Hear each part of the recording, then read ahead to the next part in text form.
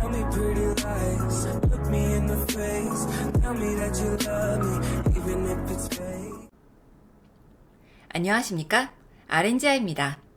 오늘은 소소한 Q&A를 해볼까 합니다. 조영제를 사용한 CT를 찍는 분들 또는 조영제를 사용한 관상동맥 시술과 같은 것을 한 환자분들 중에 감기약을 드리는 경우가 있다고 하면서 왜 그런지 궁금하다고 하시는 분들이 있습니다. 이상하죠? 조영제를 사용하는 분들에게 왜 감기약을 주는지요? 어떤 약이냐고요?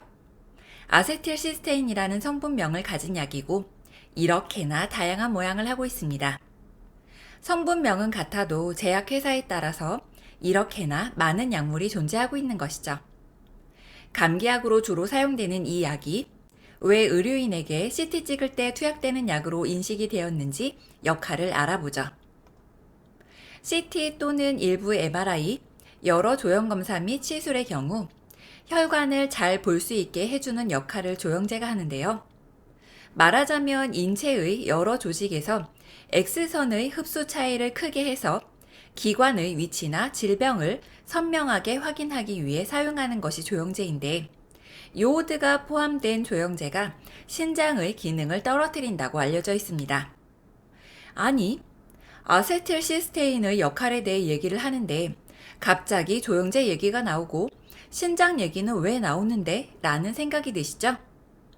우리가 감기약으로 알고 있는 이 아세틸시스테인이 조영제로 인해 발생할 수 있는 신독성으로부터 신장을 보호하고 조영제 배출을 촉진하는 역할을 한다고 합니다. 결론이 나왔죠? 이유를 한번 알아봅시다. 조영제로 인한 신장 관련 부작용부터 보면요. 정상적인 신기능을 갖고 있는 사람에게는 극히 드물고요. 원래 신장에 문제가 있거나 당뇨병이 있는 분들 중 신장에 대한 혈액 수치에 문제가 있는 환자들, 그리고 인체에 수분이 부족한 상태의 환자, 그리고 조영제의 양을 과도하게 사용한 환자에게서 급성 신부전을 일으킬 수 있다고 합니다. 그런데 사실 조영제 신독성의 정확한 기전은 명확히 규명되지는 않았다네요.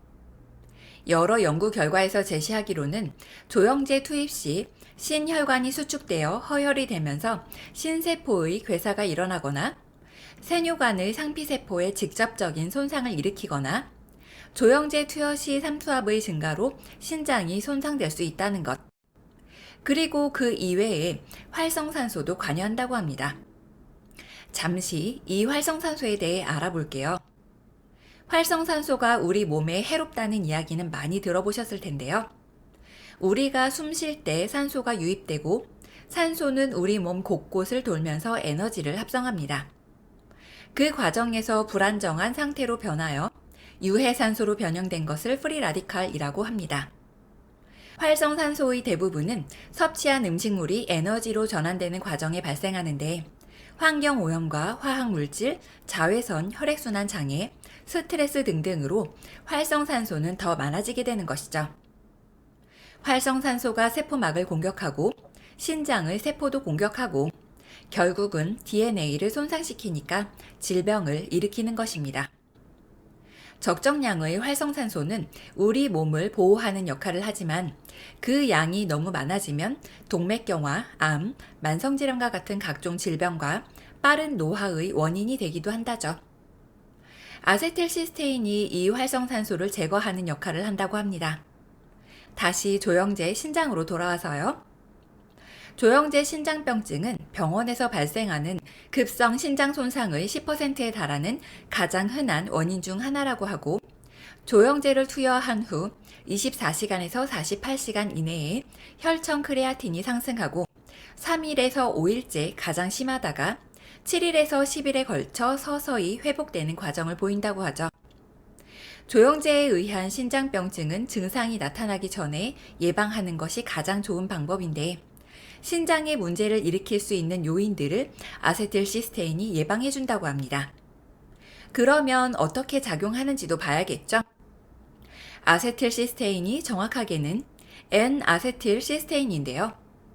시스테인에 아세틸이 붙은 보충 형태로 N-아세틸시스테인은 산화 방지제를 생성하고 그것을 사용하도록 돕는 아미노산의 일종입니다. 줄여서 NAC라고 하는데요. 이것은 맨 처음 말씀드렸던 감기약으로 주로 사용되는데 기관지염을 포함한 폐질환이 있는 환자들의 점액을 완화시켜서 증상을 감소시켜 준다고 하고요. 앞에서 말씀드린 조영제 부작용을 예방하는 것뿐만이 아니라 타이레놀, 즉 아세트아미노펜의 과다 복용으로 발생한 간 독성 유발 시에 투약하기도 하고 강력한 항산화제이기도 합니다. 관절염이나 알코올성 부작용 해소에도 효과가 있다고 하죠. 일부 항암 치료에도 포함이 된다고 하고 약물로 인한 방광 또는 신경학적 손상을 예방한다고 합니다. 이 정도면 만병통치약이 아닌가 싶기도 합니다. 결국 원래로 돌아와 보면 NAC가 조영제 신독성을 예방하는 정확한 기전 역시 확실히 규명되지는 않았지만 항산화 효과로 신장을 보호한다고 추정되고요.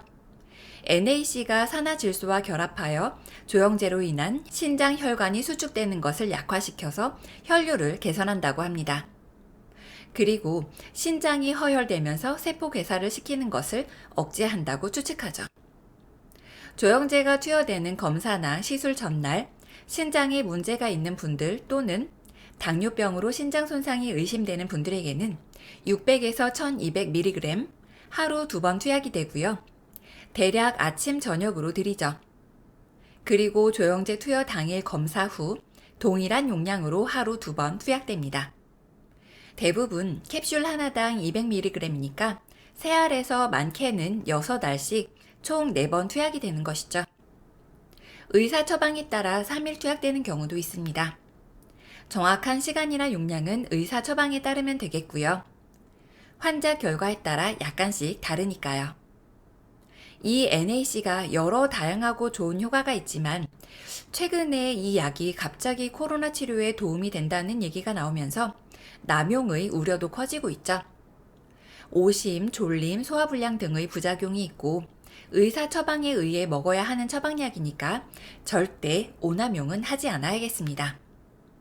약이라는 것은 질병에 따른 필요에 의해 적정량만 사용되어야 하는 것이 맞죠. 그걸 감시하는 것도 우리의 몫이겠죠? 오늘은 짧게 이것으로 마무리하겠습니다. 아렌지아TV 오늘 하루 동사이